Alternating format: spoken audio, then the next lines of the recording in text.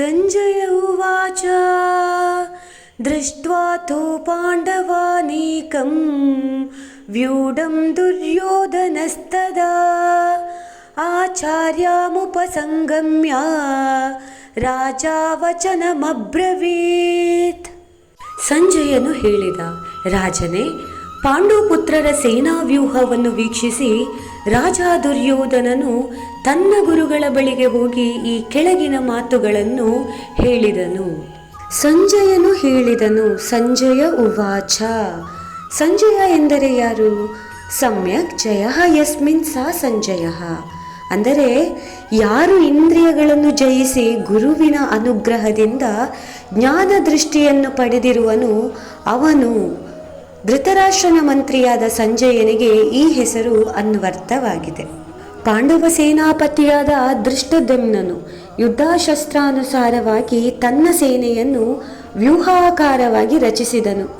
ಈ ವ್ಯೂಹಾಕಾರವಾಗಿ ರಚಿಸಿದ ಅದ್ಭುತ ಸೇನೆಯನ್ನು ನೋಡಿ ದುರ್ಯೋಧನನಿಗೆ ಆಶ್ಚರ್ಯವಾಯಿತು. ತಕ್ಷಣ ಈ ವಾರ್ತೆಯನ್ನು ತನ್ನ ಗುರುವಾದ ದ್ರೋಣಾಚಾರ್ಯರಿಗೆ ತಿಳಿಸಬಯಸಿ ಅವರಲ್ಲಿಗೆ ಬಂದನು.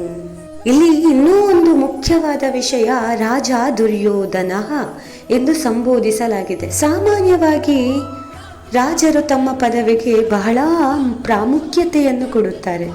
ಬೇರೆಯವರು ಎಷ್ಟೇ ಹಿರಿಯವರಾದರೂ ಅವರ ಬಳಿಗೆ ರಾಜರು ಹೋಗುವುದಿಲ್ಲ, ತಮ್ಮ ಬಳಿಗೆ ಅವರನ್ನು ಕರೆಯಿಸಿ ಮಾತನಾಡುತ್ತಾರೆ. ಇದನ್ನೆಲ್ಲ ಬಹಳವಾಗಿ ಆಚರಿಸುತ್ತಿದ್ದ ದುರ್ಯೋಧನ ಈಗ ತಾನೇ ದ್ರೋಣಾಚಾರ್ಯರ ಬಳಿಗೆ ಹೋಗಿದ್ದಾನೆ. ಈ ವ್ಯೂಹಾಕಾರವಾಗಿ ರಚಿಸಲ್ಪಟ್ಟ ಪಾಂಡವರ ಸೈನ್ಯದ ವಿಷಯವನ್ನು ಹೇಳಲು. ದುರ್ಯೋಧನ ದ್ರೋಣರ ಬಳಿ ಹೋಗಲು 2 ಕಾರಣಗಳಿದ್ದು, ಮೊದಲನೆಯದ್ದು ದ್ರೋಣರು ಇವನ ಪಡೆಯ ಜವಾಬ್ದಾರಿಯನ್ನು ಹೊತ್ತು ಮುಂಭಾಗದಲ್ಲಿ ನಿಂತಿದ್ದರು. ಇನ್ನೊಂದು ಕಾರಣ, ದುರ್ಯೋಧನನಿಗೆ ಮೊದಲಿನಿಂದಲೂ ದ್ರೋಣಾಚಾರ್ಯರು ನಿಷ್ಪಕ್ಷಪಾತಿಗಳಾಗಿ ಯುದ್ಧ ಮಾಡುವರೇ ಎಂಬ ಸಂದೇಹವಿತ್ತು. ಯಾಕೆಂದರೆ ಅರ್ಜುನ ಅವರ ಅಚ್ಚುಮೆಚ್ಚಿನ ಶಿಷ್ಯ. ತಮ್ಮ ಮಗ ಅಶ್ವತ್ಥಾಮನಿಗಿಂತಲೂ ಹೆಚ್ಚು ಅವರನ್ನು ಅವರು ಪ್ರೀತಿಸುತ್ತಿದ್ದರು.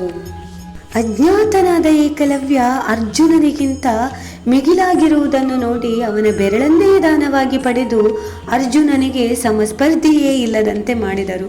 ಇದೆಲ್ಲವೂ ಕೂಡ ಮನಸ್ಸಿನಲ್ಲಿ ಇದ್ದ ಕಾರಣ ದುರ್ಯೋಧನನಿಗೆ ಮೊದಲಿನಿಂದಲೂ ದ್ರೋಣಾಚಾರ್ಯರ ಮೇಲೆ ಸಂದೇಹವಿತ್ತು. ಅದಕ್ಕಾಗಿಯೇ ಅವರನ್ನು ಸಂತುಷ್ಟಿಗೊಳಿಸಲು ತನ್ನ ಅಭಿಮಾನವನ್ನು ಕೂಡ ಪಕ್ಕಕ್ಕಿಟ್ಟು ದುರ್ಯೋಧನ ನೇರವಾಗಿ ತನಗೆ ಬಿಲ್ಲು ವಿದ್ಯೆ ಕಲಿಸಿಕೊಟ್ಟಂತಹ ಗುರುಗಳ ಬಳಿ ಹೋದನು. ಹಲವಾರು ಯುದ್ಧಗಳನ್ನು ಮಾಡಿ ವಿಜಯವನ್ನು ಗಳಿಸಿದ ಅನುಭವವುಳ್ಳವರು ತಮ್ಮ ದ್ರೋಣಾಚಾರ್ಯರು. ಇನ್ನೂ ಒಂದು ಮುಖ್ಯವಾದ ಕಾರಣ, ದ್ರೋಣರು ವಯಸ್ಸಿನಲ್ಲಿ ಇವನಿಗಿಂತ ತುಂಬ ದೊಡ್ಡವರು. ಇಂಥವರ ಸಹಾಯ ಈಗ ಇವನಿಗೆ ಅತ್ಯಗತ್ಯ. ಇಂತಹ ಸಮಯದಲ್ಲಿ ಅವರನ್ನು ತನ್ನ ಬಳಿ ಬರ ಹೇಳಿದರೆ ಅವರು ಅಸಮಾಧಾನ ಪಟ್ಟುಕೊಳ್ಳಬಹುದು ಅಥವಾ ಕೋಪಗೊಳ್ಳಲೂಬಹುದು.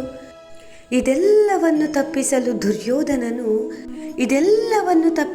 ದುರ್ಯೋಧನನು ತನ್ನ ಅಭಿಮಾನವನ್ನು ಕೂಡ ಪಕ್ಕಕ್ಕಿಟ್ಟು ರಾಜನಾದರೂ ಕೂಡ ತಾನೇ ದ್ರೋಣರ ಬಳಿಗೆ ಹೋದನು. ರಣರಂಗದಲ್ಲಿ ಕಂಡಂತಹ ಈ ದೃಶ್ಯವನ್ನು ಸಂಜಯನು ಧೃತರಾಷ್ಟ್ರನಿಗೆ ವಿವರಿಸಿ ಹೇಳಿದನು. ಹರೇ ಕೃಷ್ಣ.